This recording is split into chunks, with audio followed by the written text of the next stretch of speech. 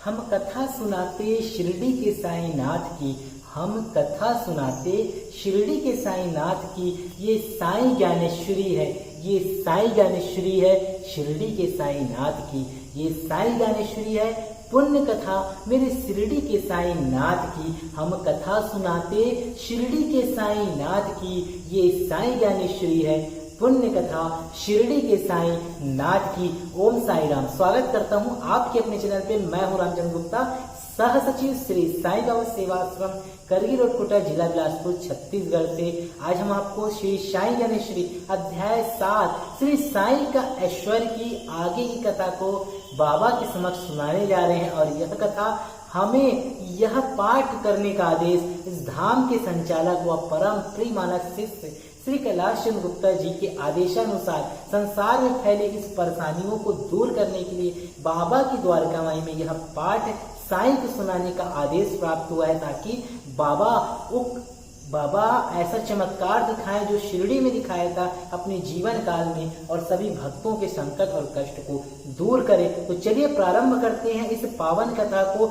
जयकारा मेरे शिरडी के साईनाथ का, बोलिए साचे दरबार की जय। मिट्टी से सने गंदे कपड़े गोदावरी के जल में साफ किए जाते हैं, और जब कपड़े साफ सुथरे हो जाते हैं तो मंजूसा में मतलब बक्से में करीने से रखे जाने की पात्रता ग्रहण कर लेते हैं। गोदावरी के तट पर गोदावरी की जलधारा पाकर स्वच्छ निर्मल होने के बाद कपड़ों को पुनः गोदावरी के जल की आवश्यकता नहीं पड़ती है। यह वस्त्र जो एक बार गोदावरी के तट पर आ जाता है, गोदावरी के जल में अब गाहन कर लेता है, धूल मिट्टी घुलने पर निर्मल हो जाता है। फिर वह मंजूसा में स्थान पाने की आहारता प्राप्त कर लेता है। मनुष्य वस्त्र है, मनुष्य के 6 विकार वस्त्र का मैल है, और गोदावरी का तट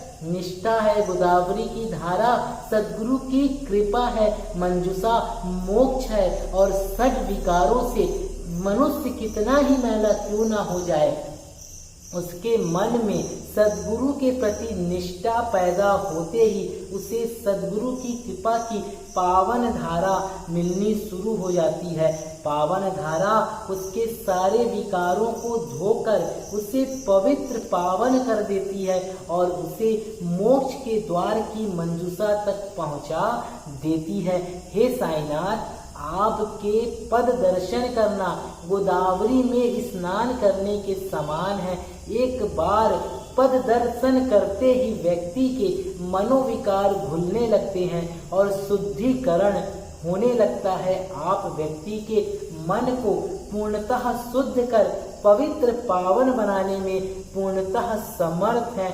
हे साईनाथ, हम सभी संसारिक प्राणी हैं। संसारिक जीवन यापन के क्रम में अनेक प्रकार के मनोविकार हमें ग्रस्त करते हैं, और उनकी मोटी परत हमारे मन पर चढ़ जाती है। हम सभी प्राणी मनोविकारों की मैल से गंदे हैं, अपवित्र हैं, अतः हम गोदावरी के तट पर आने लायक हैं। और आप अपनी जलधारा से हमारे पापों और दोषों को धोएं एवं हमें पूर्णतः पवित्र करें। हम आपके पद दर्शन करने के लिए सर्वथा उपयुक्त हैं, और आपके पद दर्शन करके हम गोदावरी में स्नान करना चाहते हैं।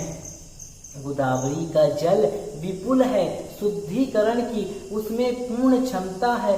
मैं अपने मनोविकारों के मैल इसमें स्नान करके धोना चाहता हूँ, परंतु मेरे मनोविकारों के मैल की गठरी ठसाठस भरी हुई है। यह बहुत ही भारी है।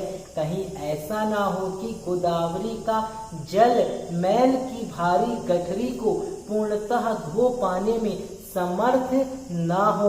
अगर ऐसा हुआ तो गोदावरी के पवित्र जल की महिमा घट जाएगी, लेकिन इसमें गोदावरी के पवित्र जल की क्षमता की कमी का क्या दोष? सारा दोष तो मेरी भारी गठरी का है। फिर भी इतना विश्वास अवश्य है कि मेरे मनोविकारों की गठरी चाहे कितनी ही भारी क्यों ना हो, वह गोदावरी के जल में अवश्य ही घुलेगी और पूर्णतः निर्मल होगी, क्योंकि गोदावरी का पवित्र जल स्वयं सद्गुरु श्री साईनाथ हैं। हे साईनाथ, आप विशाल सघन वृक्ष की शीतल छाया है और हम रास्ते चलते पथिक हैं। दिन की प्रचंड धूप एवं दोपहरी का भीषण ताप हमें झुलसा रहा है। सांसारिक जीवन के पथ पर हम चल रहे हैं, परंतु दैविक एवं भौतिक आदि तीनों महाप्रखर ताप हम पर भरपूर आक्रमण कर रहे हैं। सघन वृक्ष की छाया शीतलता देती है। गर्मी से झुलसता हुआ व्यक्ति ताप से बचने के लिए उसके नीचे बैठता है। हे साईनाथ, त्रिविध तापों को ज्वाला हम दग्ध कर रही है। इससे उबरने के लिए हम आपकी शीतल छाया की शरण में आए हैं। आप हमें अपनी कृपा की शीतल छाह प्रदान करें और त्रिविध तापों की ओर विपदाओं से हमें बचाएं। संसार में आपकी करुणा की ख्याति विख्यात है और आप अपनी करुणा की शीतल छाया हम पर भी फैलाएं। और वह वृक्ष व्यर्थ है जिस वृक्ष में छाया नहीं, वह वृक्ष व्यर्थ है जो भीषण गर्मी में तपते पथिक को राहत नहीं देता, और वह वृक्ष व्यर्थ है जो शरणागत आए व्यक्ति की ताप से रक्षा नहीं कर सकता। भले ही हम उस वृक्ष कहें, परंतु वह छाया तरु कभी नहीं कहला सकता। हे साईनाथ, आप तो छाया तरु हैं। आपकी कृपा एवं करुणा ही शीतल छाया है, अतः आप त्रिविध तापों से हमें बचाएं और हमारी और हम सब की रक्षा करें। हे साईनाथ, वेद भी जिसका वर्णन करते करते थक गए, अंत में उन्हें नेति कहना पड़ा।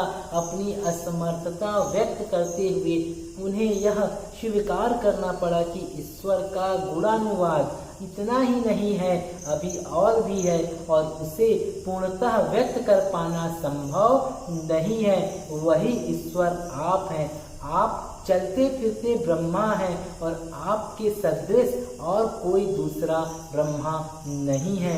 आपने सगुण स्वरूप धारण कर इस धरा पर अवतार लिया है। अक्सर संत महात्मा ईश्वर के रूप में स्वरूप एवं कार्यों का वर्णन किया करते हैं, परंतु आपके रूप स्वरूप एवं कार्यों के वर्णन में वे भी थक जाते हैं।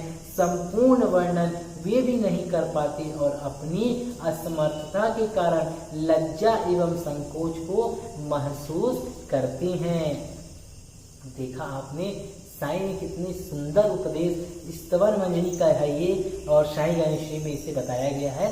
बहुत ही अच्छी और पावन कथा है जिसके श्रवण से भक्तों के कष्ट और संकट दूर होते हैं।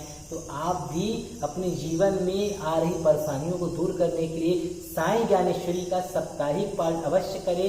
अगर आपके पास बुक नहीं है तो आप हमें व्हाट्सएप पे मैसेज करें, हम आप तक साईं की इस पावन बुक को पहुंचाने की कोशिश करेंगे एक निर्धारित शुल्क पर। और साथ ही आप एक वृक्ष जरूर लगाएं। जी हाँ, जो भक्त इस कथा को सुन रहा है अपने आसपास छायादार एक वृक्ष लगाएं अपने पूर्वज के नाम पर। जी हाँ, तो अगर आपके जीवन में परेशानियां हैं वह दूर हो जाएगी। अगर आप इस चैनल पे नए हैं सब्सक्राइब कर लीजिए, बेल आइकन को ऑन कर दीजिए सर्वप्रथम इस वीडियो के नोटिफिकेशन प्राप्त करने के लिए, और आप बाबा की द्वारिका माई और साईं जीवनमाला के पर्सनल मेंबर्स बन जाइए। ज्वाइन बटन को क्लिक करके बने रहें साईं जीवनमाला के साथ। तब तक के लिए ओम साईं राम।